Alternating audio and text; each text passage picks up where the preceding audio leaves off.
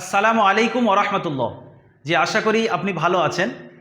আমাদের এই ভিডিওটি লেখা শেখার দ্বিতীয় পার্ট।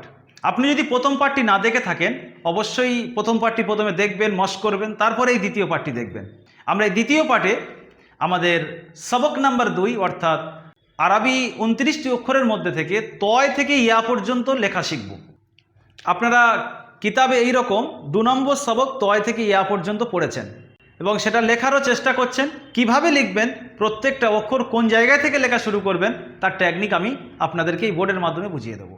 ত এবং জ এই দুটি অক্ষরের আকৃতি একই, নোক্তা ডিফারেন্স। দেখেন, ত লিখবেন, প্রথমে এইরকম একটা বানিয়ে নেবেন, বানানোর পরে উপর থেকে একটা খত খিঁচে দেবেন, লাইন দিয়ে দেবেন, উপরে একটা নোক্তা দিলে জ, আর খালি থাকলে ত। তারপরে আমরা শিখব আইন এবং গইন, আকৃতি একই। প্রথমে আপনি এটা বানিয়ে নেবেন, তারপর এটা গোল করে তুলে দেবেন, এটা হয়ে যাবে আইন, উপরে একটা নোক্তা দিয়ে দেবেন, হয়ে যাবে গইন।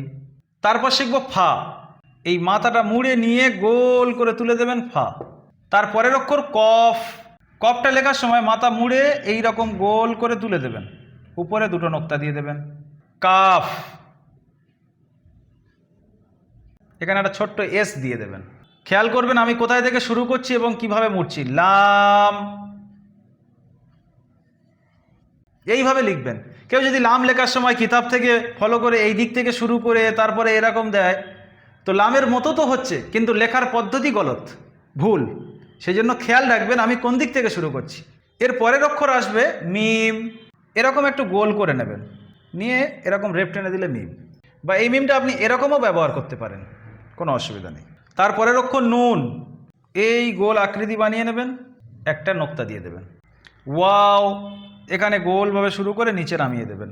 ছোট্ট হা, হা, তাহলে কিরকম দিলাম, এদিক থেকে শুরু করলাম, এই হামজা।